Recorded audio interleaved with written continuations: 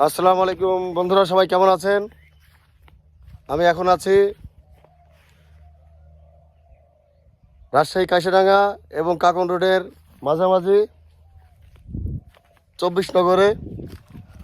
তো বন্ধুরা, এরকম সুন্দর প্রাকৃতিক দৃশ্য আসলে মনোমুগ্ধকর একটা দৃশ্য দেখেন। আসলে রাজশাহীর উত্তর অঞ্চলের এটা বরেন্দ্র অঞ্চল।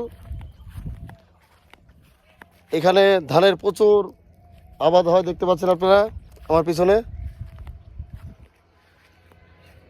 রাজশাহী ধানের জন্য আর আমের জন্য বিখ্যাত।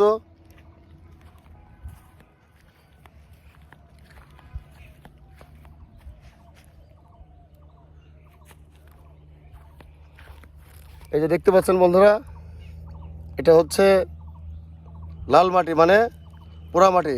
মনে হবে এগুলো ইট ভাটা থেকে তুলে নিয়ে এসছে। আসলে এই অঞ্চলের মাটিগুলো সম্পূর্ণ লাল।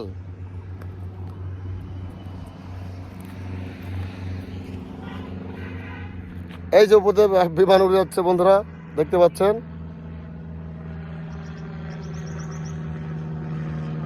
প্রশিক্ষণ বিমান।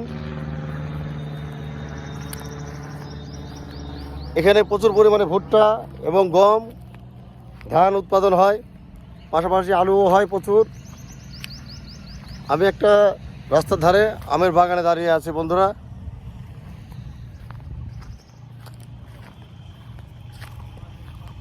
এবার দেখছি মানে আমের ফলন একেবারে কম, গাছে গাছে একেবারে নিম্ন পরিমাণে আম ধরেছে এবার, কিন্তু অন্য অন্য ফসল খুব ভালোই হয়েছে। অনেকে আম পান না, দেখেন আম গাছ তোলায় দাঁড়িয়ে আছে, কত আম পড়ে আছে, নেওয়ার লোক নাই। এই যে গোটে গোটে আম বন্ধুরা।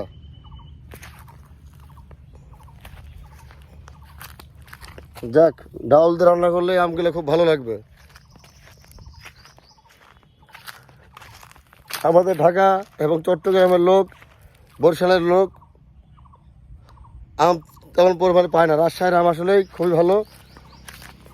ফরিদপুর, বরিশাল, ঢাকা, চিটাগাংয়ের লোক আম পায় না। এই দেখেন এই বাগানে কত আম, বহু আম পড়ে আছে এখনো।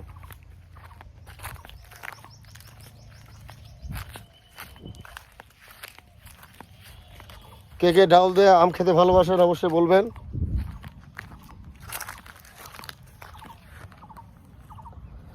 পুরো বাগানটা যদি আম কুড়াই, মোটামুটি 1-1.5 মণ আম পাওয়া যাবে।